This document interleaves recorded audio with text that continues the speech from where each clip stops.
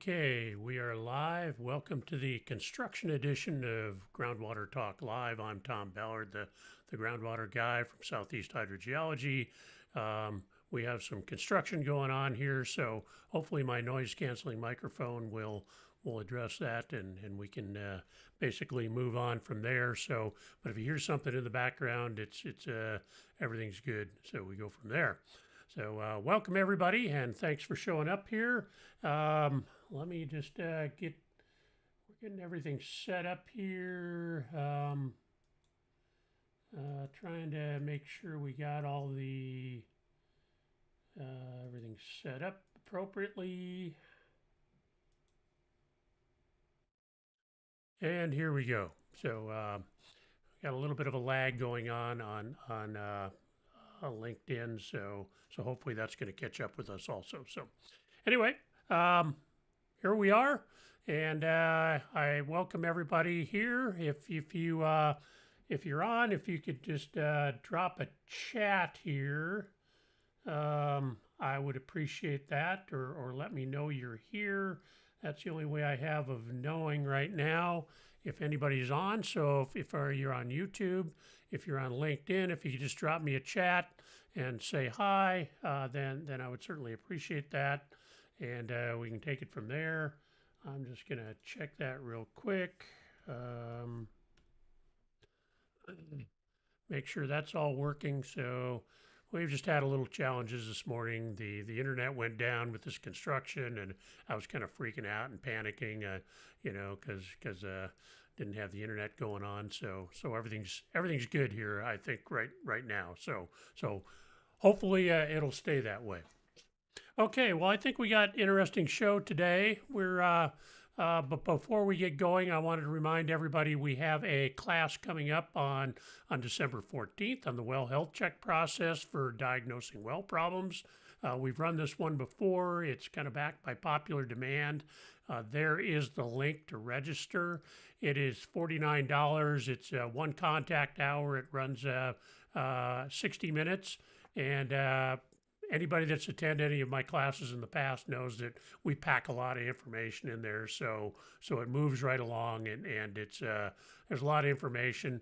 We appreciate feedback and interaction from people too. We answer questions, and usually what we do is we offer up people an opportunity to do a one-on-one with me also sometime after the class, so that they can get any questions answered if they're a little bit shy about posting questions or coming on. So, but we have lots of options available to answer your questions on water wells. That's what I do. I am the groundwater guy. So, and this training is probably one of our more popular ones. So it's you can sign up, $49, relatively inexpensive, a lot of good information, and we'll take it from there. So. All right, so our today's topic is groundwater under the direct influence of surface water, which is an interesting topic. It's something we've been working on recently in both California and Tennessee. So really, and once again, drop a comment in the chat to let me know you're here. If you're watching this live, I appreciate that. If you're watching this on recording, then all comments are appreciated. It really helps get the word out for us as well. So. All right. So when is groundwater not really groundwater? So that sounds like a Jeopardy question, but it really is true. Is you put a well out there, and there are situations where the groundwater is not really considered groundwater in and of itself. It can get into issues with water rights and things like that, but also with other situations that we're going to talk about here later today. So the answer really is when it's groundwater under the direct influence of surface water, or GWUDI for short, because saying that whole thing, groundwater under the direct influence of surface water, is really a mouthful. So we just call it GWUDI, of course, and it does crop up a lot of places, and the U.S. EPA actually has some protocols for doing this. They usually look at this under the guise of doing a sanitary survey for a water system, but it is something that pops up a lot. different states have variability how they do this rule. So we're going to dive in and talk about that today because it can make a difference in how you operate your system, what you do, and your expenses overall if you have groundwater that has been designated as GWUDI. So, okay, so here's the official EPA definition from 40 CFR 141.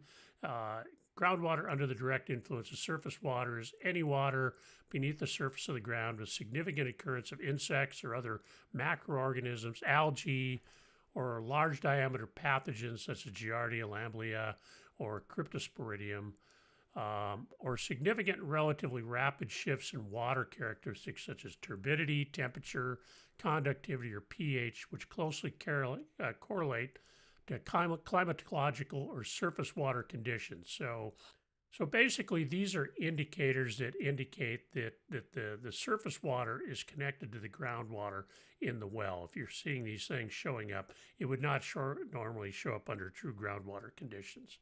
So probably a little bit more easily digestible definition is it's basically groundwater that's located close enough to nearby surface water, such as a lake or a river, and even an ephemeral stream, as we'll see when we get into this a little bit, where that well and that groundwater can receive direct or has direct communication with the surface water recharge. So these indicators we talked about in the last definition are really those indicators that are going to indicate that it's direct contact surface water into the groundwater, and there's a direct hydraulic connection. Since a portion of the groundwater sources recharges from surface water, the groundwater source in a GWUDI situation is considered to be at risk of contamination from pathogens such as Giardia, Cryptosporidium, and viruses, and other pathogens that are not normally found in true groundwater. So it's these are indicators. You would not normally find these in a true groundwater situation. So that means they're basically coming from surface water, and that surface water has a direct hydraulic contact with the groundwater. So you're going to have to do something about that if your groundwater is designated as GWUDI. So, and this is basically what that looks like. This would be a situation where you have a creek, a river, a lake. This is showing an example of an alluvial aquifer, for instance, with some discontinuous clay lenses in there in a sand and gravel aquifer. And you're basically showing how the groundwater is moving from the river or the creek or the surface water body directly into the well. So this is a GWUDI situation. Now, if that well had been deeper, that orange layer, that orange stippled layer down below would represent a clay layer, and you'd have a confined aquifer underneath. If that well is entirely screened in that confined aquifer, you would not have a GWUDI situation. So, but we'll discuss that a little bit later as well, because it gets a little sticky, because a lot of states define GWUDI just basically as the horizontal separation, not the vertical separation. So you may be screened entirely in a confined aquifer with an aquitard above, and they're still going to make you do a GWUDI evaluation in some cases. So we tend to argue against that during our well construction phase. We try to show that so that we don't run into this situation, but it's important to understand how they look at that. They're looking at generally most of the GWUDI requirements in most states are going to indicate horizontal separation from the surface water source and not vertical. So in a lot of cases, they kind of give a passing wave to the hydrogeological situation, but not really. So we think that's really a flaw in these GWUDI determinations, but it is what it is, and you can make the argument there. We're engaged in some of that down in Southern California, and I'll talk about that in a little bit as well. Okay, so implications of a GWUDI situation. Of course, the GWUDI, as we mentioned, can contain disease-causing microorganisms, pathogens, associated with surface water, and the biggies there are the Giardia and the Cryptosporidium viruses, and those things that don't show up in true groundwater. You can also get these things coming from things like leaking underground septic systems, and so that can leak directly into your groundwater as well, and that's indicating a near surface influence as well. So that would still be considered a GWUDI situation. So the important thing to note here is that these surface water pathogens can be very resistant to simple chlorine disinfection. So they're hard to kill. And that's what makes this a situation where the regulatory agencies are going to want to determine whether you have GWUDI or not, because if you are at risk of having Giardia, Cryptosporidium, these viruses, you're going to have to engage in a little bit heavier duty treatment than you might have with true groundwater, because these things are tougher to kill, and you're going to have to step up as a matter of health, you're going to have to step up your treatment possibilities. So that's the big issue there. So the implications really are that the water from a GWUDI source is subject to treatment under the EPA surface water treatment rule. So it's going to be a little more substantial than what you would normally get with groundwater. But hey, we got LinkedIn user says hi. Oh, that's Steve Stieg. So hey, Steve, shout out to you. Thanks for joining in. I know you're out of town. So anyway, the water from a GWUDI source is subject to treatment under the EPA surface water treatment rule.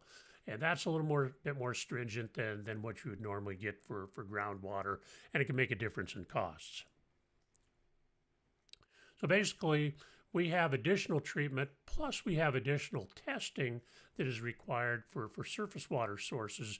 These all apply in a GWUDI situation, so you're going to have higher costs overall. So it's important, if you don't have a GWUDI situation, you don't just acquiesce to calling it GWUDI, because that's kind of the default position, but you don't want to do that because you're going to be on the hook for these treatment and testing costs forever once you admit it's GWUDI. So most of the time it's worth the investment to do the testing to determine whether it's GWUDI or not. You'll fall in the category, and we'll look at this here, you'll fall into the category where they're going to want to do further evaluation. If you fall within that horizontal separation distance, you're probably going to have to do some more testing, unless you just basically agree that it's a GWUDI situation and agree to the treatment and testing. So that's it as another option that we're probably not going to talk about, because most people don't want to go to that route, because over the life of your system, of course, these can be significant costs. Okay, so different states have different standards for determining the GWUDI requirements. There is some EPA guidance on that. It's a little bit older now. It hasn't been updated in a while, but it still applies. But the horizontal separation distance seems to be probably the biggie when it comes to different states' requirements. So and that's really not defined by the EPA. So they look at it generally in the sense of hydrogeology, I guess, but really it's a vertical separation. Some states like Oregon really dive into this in great detail, and probably Oregon has the most detailed GWUDI guidance out there. And I think California, at least some of the water board regions in California, are starting to model their GWUDI determination based on the Oregon requirements, which are fairly stringent. So, but just know that different states have different determinations for GWUDIs, especially when it comes to horizontal separation distance between the well, the groundwater well, and the surface water source. So just as some examples here, Connecticut considers a well 200 feet from a surface water. Pardon me here. Get a quick drink of water. Connecticut considers a well 200 feet from a surface water source to be a possible GWUDI situation that would require the determination that we're going to talk about here in a little bit. Oregon considers a well within 500 feet of a surface water source to be possible GWUDI. So 2.5 times the requirements of Connecticut for Oregon. So it makes it pretty tough. California is starting to model their stuff themselves on Oregon. So it becomes fairly rigorous because 500 feet really captures a lot of wells. It's hard in some areas, especially if we're talking ephemeral streams, to get outside the 500-foot corridor of even an ephemeral stream. So especially if you're in a bedrock situation, you're going to have a tough time locating a well properly that's not going to be possible GWUDI and is going to be subject to more study. Okay, California, we're seeing this pop up in the San Diego area, is really using the Oregon definition of 500 feet from a surface water source, even if that is an ephemeral stream that only flows a few times a year. That's going to be considered a possible GWUDI situation and is going to be subject to further investigation. Right now, there is no regard for the depth of the well or the geology. So they're just looking at horizontal separation distance. And I would argue that that's wrong, that it really does, the hydrogeology does come into play. I'm biased as a hydrogeologist, of course, but there should really be more consideration placed on the hydrogeology, and I think that's an important consideration here. But we're still fighting that battle, actually. So, and as I mentioned earlier, it's a challenge to locate wells that are not within 500 feet of an ephemeral stream, especially fractured bedrock wells. You're looking for that productive fracture, and you don't always have the luxury like you do in an alluvial well of moving it 100 feet or so and really being in the same aquifer. With a fractured bedrock well, you really got to hit that aquifer or that fracture zone that's going to give you a productive well, and so you're not necessarily going to have to focus on the stream, and you may not have any areas that you can find a productive fracture in that's outside that 500-foot corridor. So it's especially tough when you're trying to locate bedrock wells, and that's really what we're facing right now is 500 feet in an ephemeral stream covers a lot of territory, and you're getting some small sparse areas that are not within that 500 feet, and it's tough to locate a well. So we are fighting that battle right now, but it's a challenge. All right.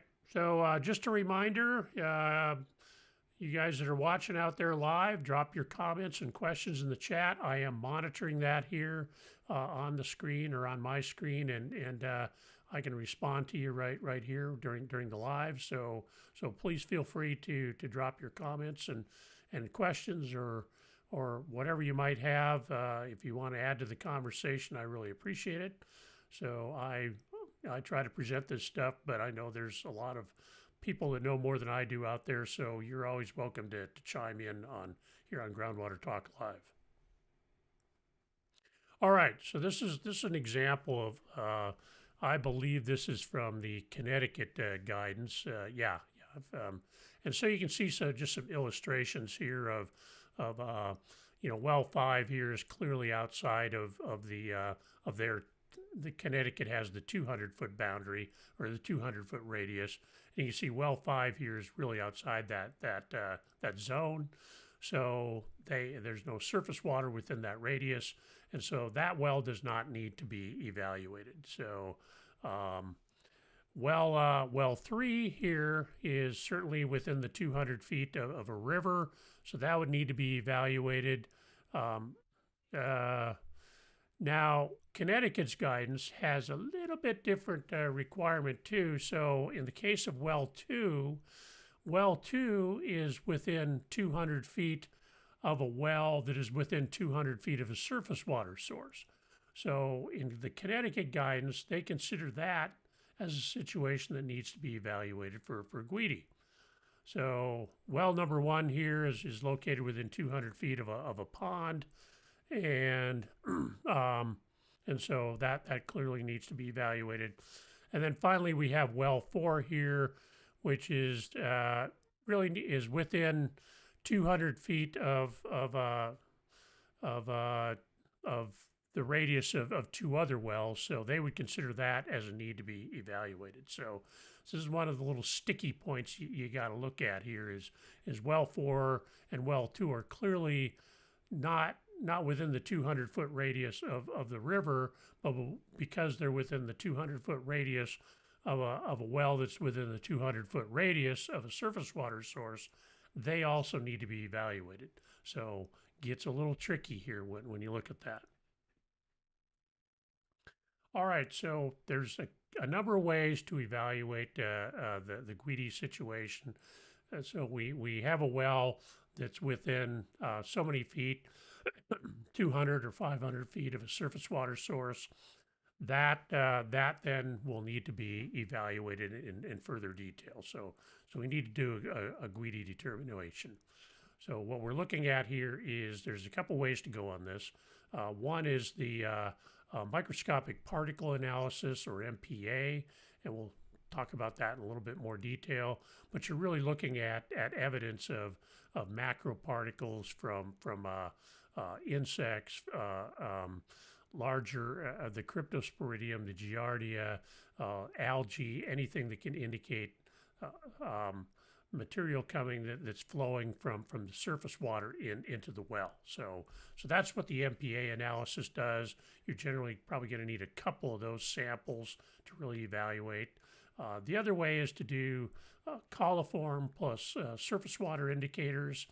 And those surface water indicators are going to be things like turbidity, temperature, conductivity, and we'll talk a little bit about what we're doing at a site in San Diego County in California, and show you what some of these factors are and how often they need to be monitored. So that's really looking at the microbiological situation, and so that's probably the biggest determination on the GWUDI is going to be either the MPA or the coliform plus evaluations.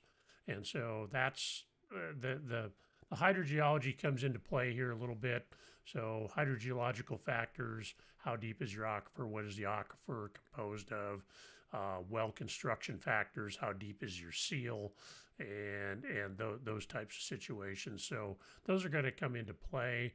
But as far as the GWUDI determination, the horizontal separation and the microbiological analysis is really what's going to make the determination on your GWUDI. I think that's like I've indicated. I think that's probably not right. You should consider the hydrogeology, but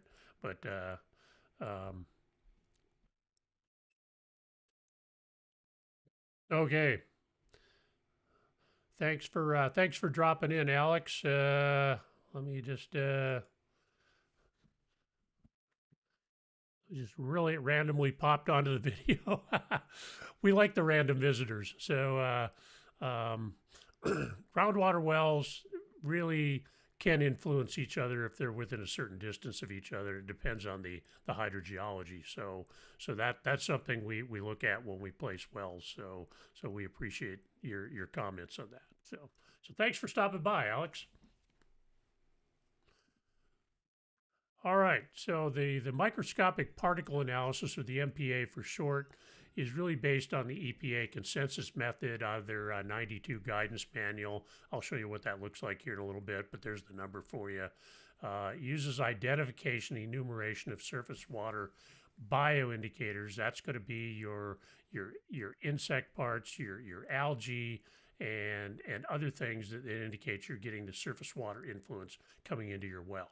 That's going to make it where you're going to have to treat more intensely to get safe water, because those things are going to be a little bit harder to kill. The viruses especially are tough and don't respond to just chlorine in and of itself, which is normally just fine for a water well.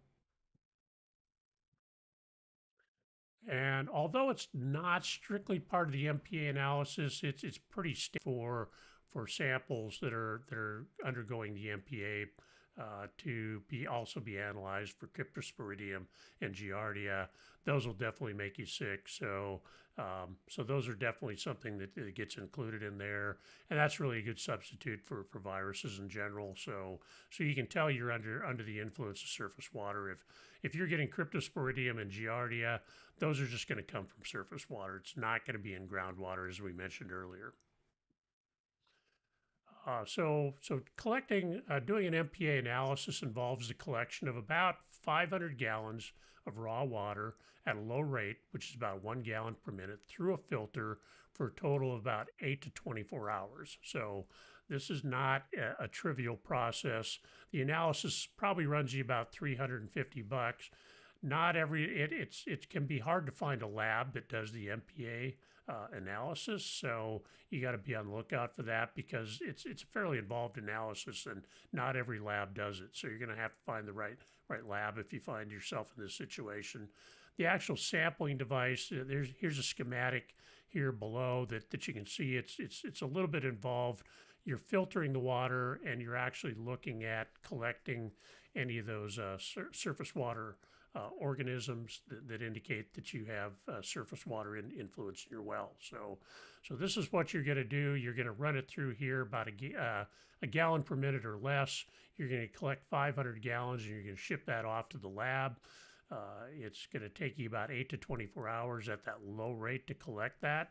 And then getting it to the lab is a whole nother thing too. So MPA sample collection is kind of a pain, quite frankly. So a lot of people use the alternative method of the coliform, but that can be involved as well. So there's no easy way to get around the GWUDI determination just being a complete pain. It really is. Whatever way you do it, you go from there.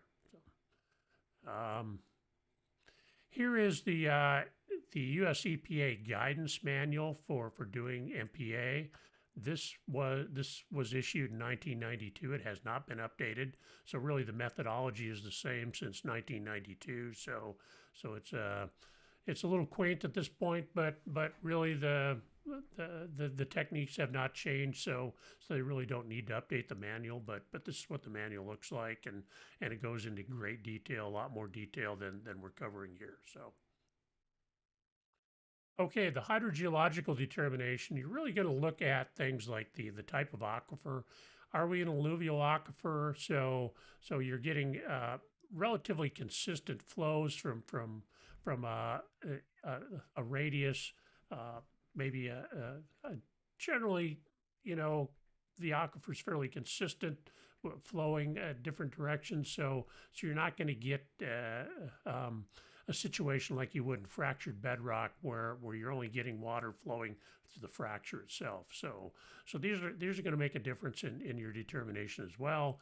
Do you have any aquitards? Are you screening a deeper zone that's below an aquitard, so there's no way for surface water to get in there?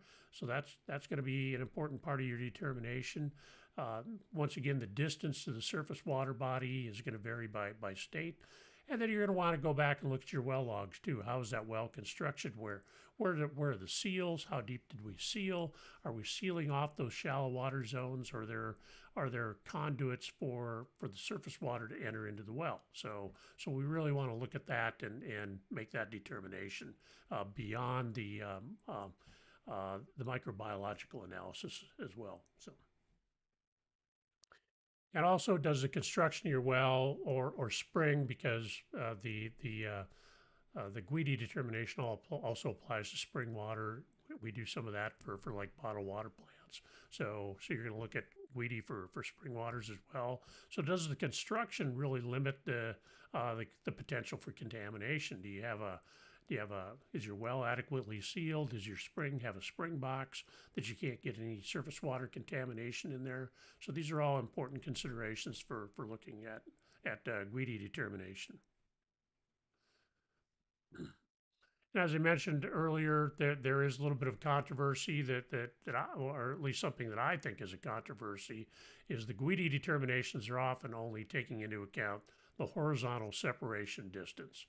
They don't necessarily take into account your vertical separation. So that that's important. And we're making an argument now in California that we should be able to go in and do some vertical profiling and look at that and make a determination that way rather than doing the full GWUDI analysis. It can be quite involved, especially when you deal with ephemeral streams. You're talking a year's worth of analyses, so it can really add up and really delay putting a well into production.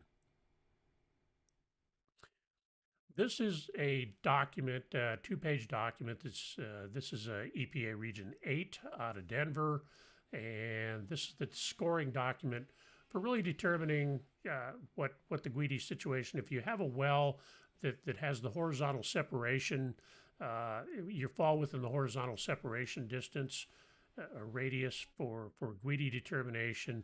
Now we're getting into the actual determination. Do we have GWUDI? So this is kind of a two-stage document. You can go out there and have the county or yourself do this first phase, which is considered to be the surveyor phase, where you're looking at the surface water source, and this is a point system basically. So you're looking at the hydrogeological features, which really is surface water runoff. And so it's not a true hydrogeological determination. That's more a hydrologic determination. So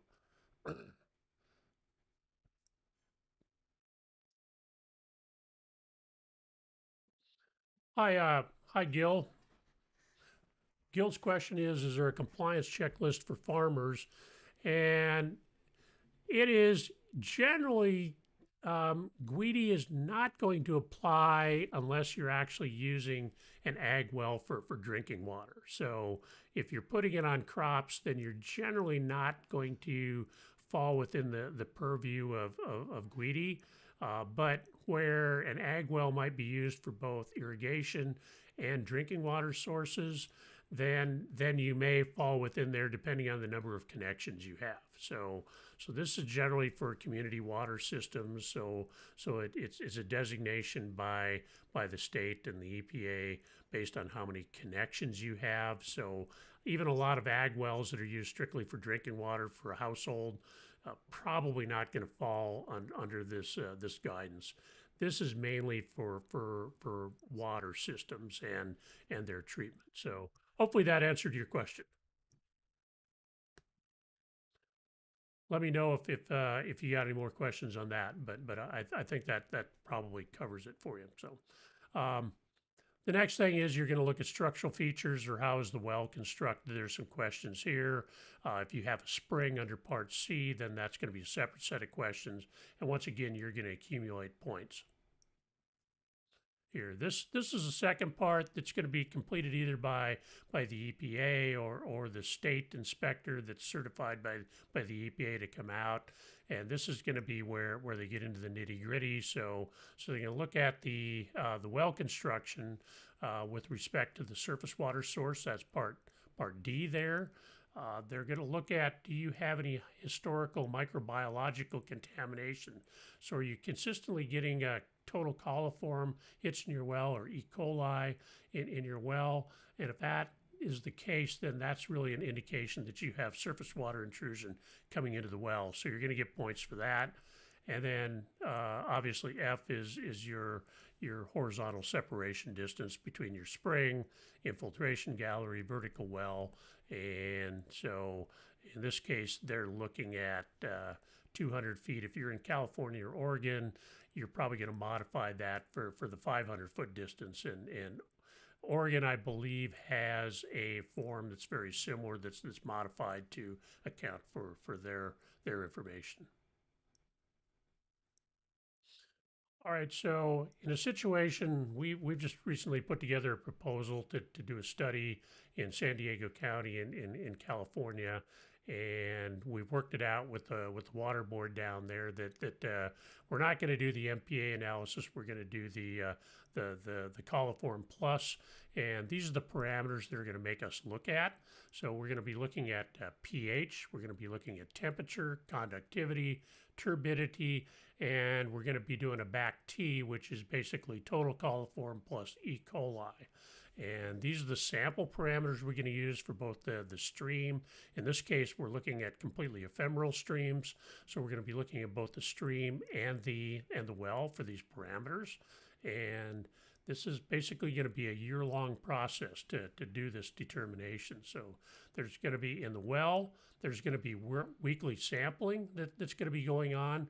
And then when we have precipitation events where we have water flowing within the ephemeral streams, now we're going to do daily sampling to see if our numbers spike and they match up what we're getting in the surface water samples.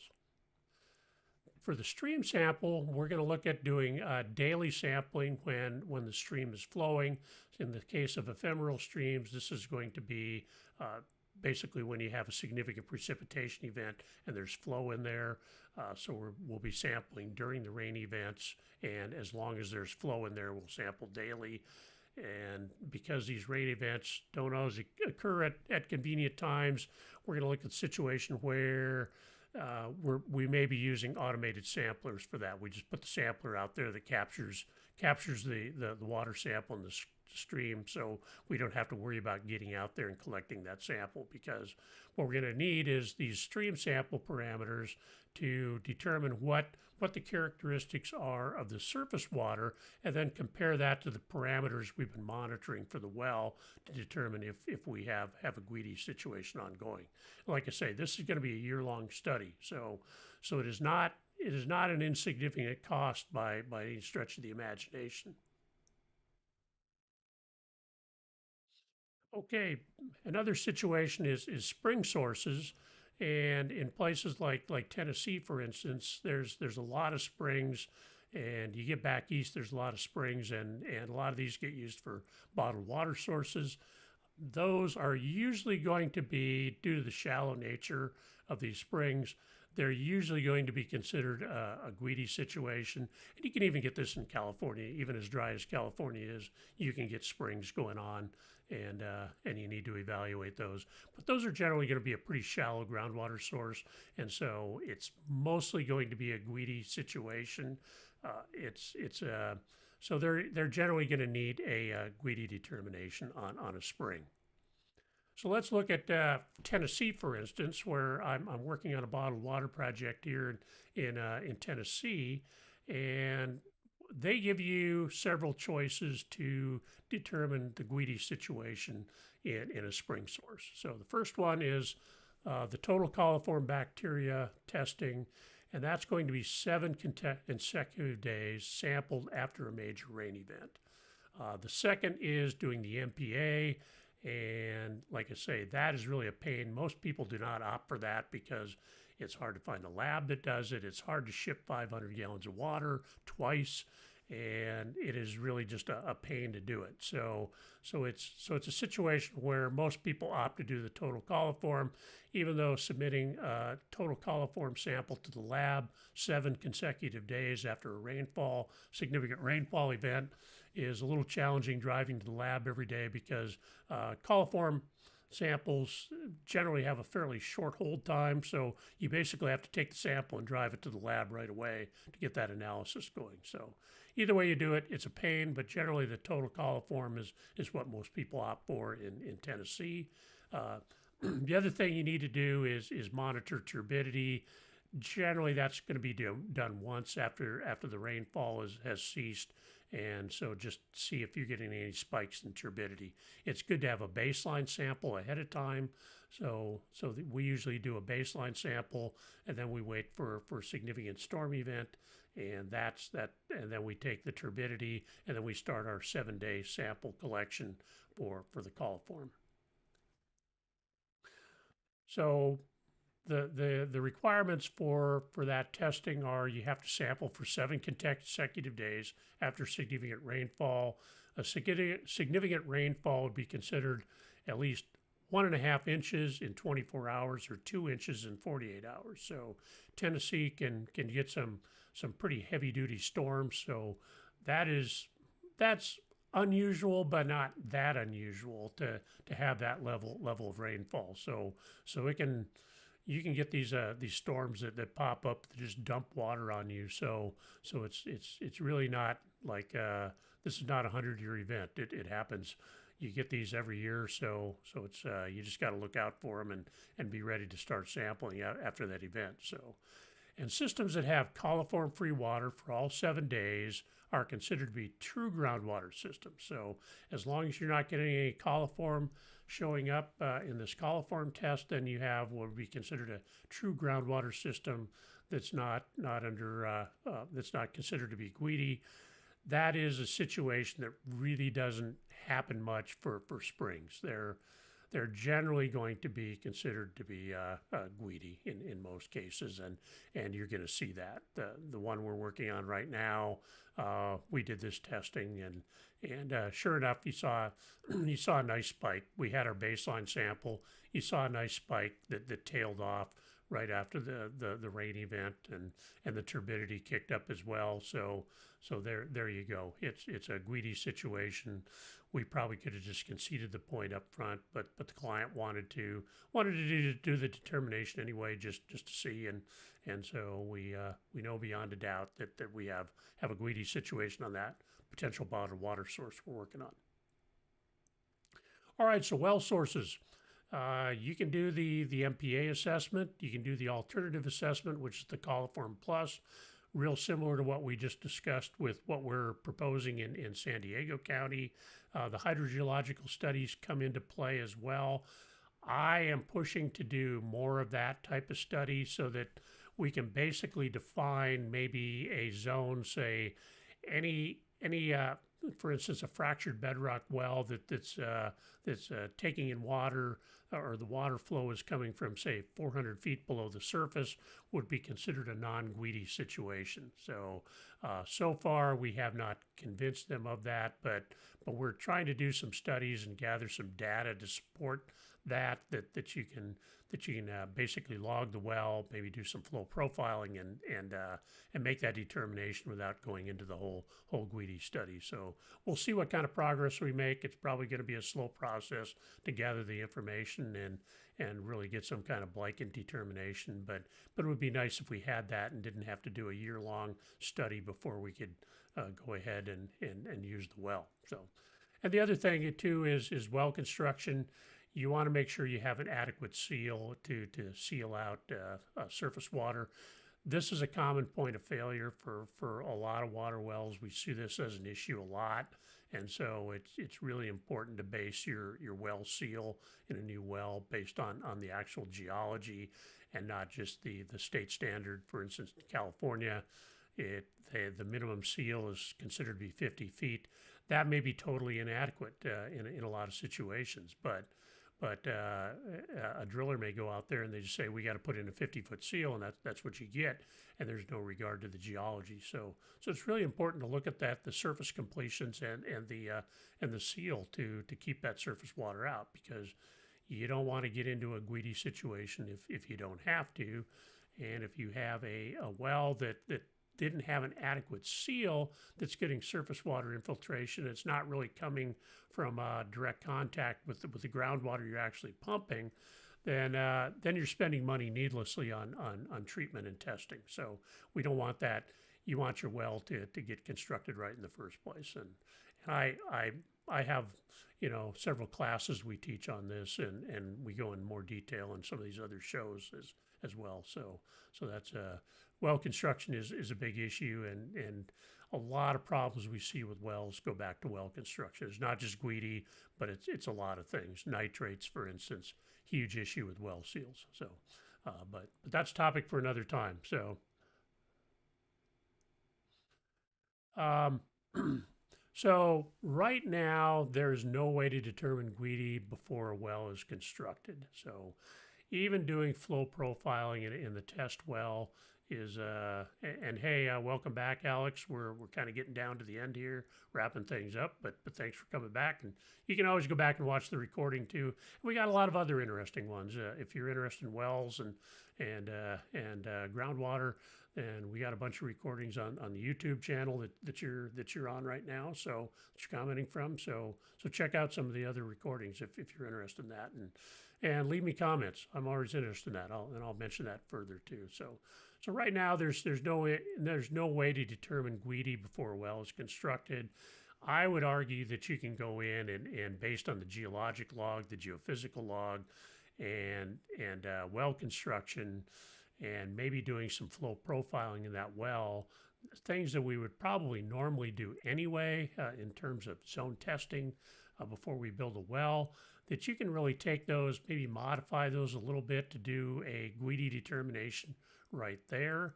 And that should probably be sufficient, I would think. And we're, like I say, we're trying to push that point and make an argument there. We're going to have to gather some data and convince the regulators of that. But that's something we're really going to push on for the future and not get in this year-long determination process that is just time-consuming. It's expensive, and trying to run out, collect samples during a rainfall, because rainfall may occur in the middle of the night, and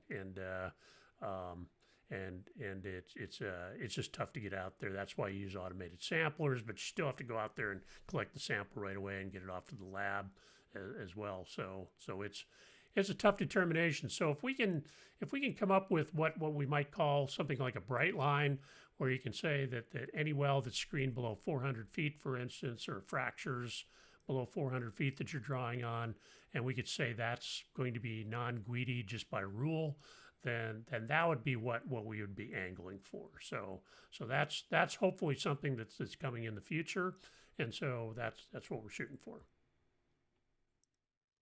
All right, you got kind of a that's basically an introduction. It gets actually more long and involved. If you're really interested in GWUDI determinations, you can read that EPA guidance document, and that's got more information than you'd ever want to know about GWUDI determinations.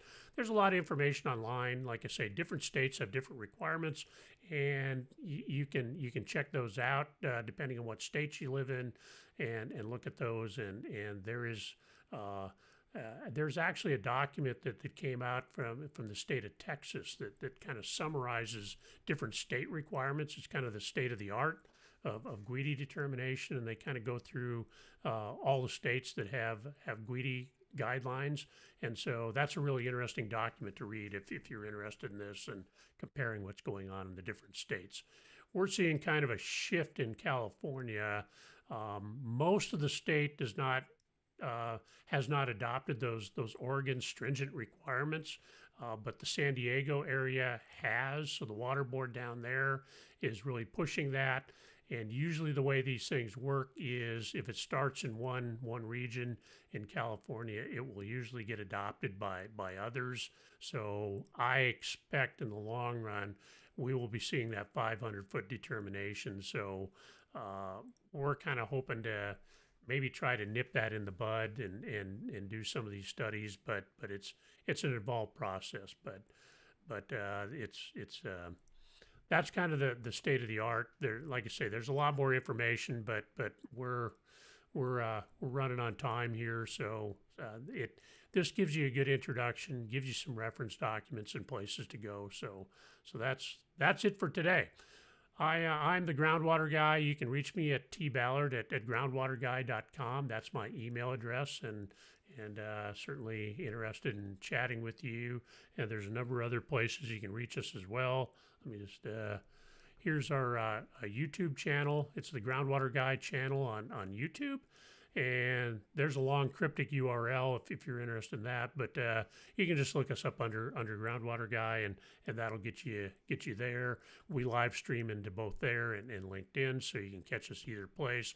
But YouTube is a little bit better to look for past videos if you're looking at some other stuff we've done. We've got a few up there. We do some interviews with folks as well, so we're hoping to do some more of those down the road. But but there's a lot. There's a mix of stuff in there. If you're interested in groundwater, check it out. here's where I am on LinkedIn, and we live stream there, of course, but it's always a good place to reach me. I do some posts and some short videos as well on LinkedIn. So if you want to connect with me there and you're interested in groundwater, always happy to talk with folks about this. And as I mentioned earlier, we have some training coming up on doing well health check process for checking out your wells. So that's coming up December 14th, and I had the information on that back there at the beginning of the video. But if you're interested in that, I do have it posted up on LinkedIn also on my events page, so you can reach that through my profile page. And so that if you're in California and you're a water system operator, that'll give you 1 contact hour. So check that out. It's $49 for a 1-hour training, and we pack a lot of information in there. All right, if you got some groundwater experience and you're interested in being on the show as a guest, we'd love to have you. You can, this is my booking page here for Groundwater Talk Live. You can come on and share your knowledge. And if you got anything that's of interest to the water industry, we get people from hydrogeologists to drillers to water system operators watching the show. So both live and recorded.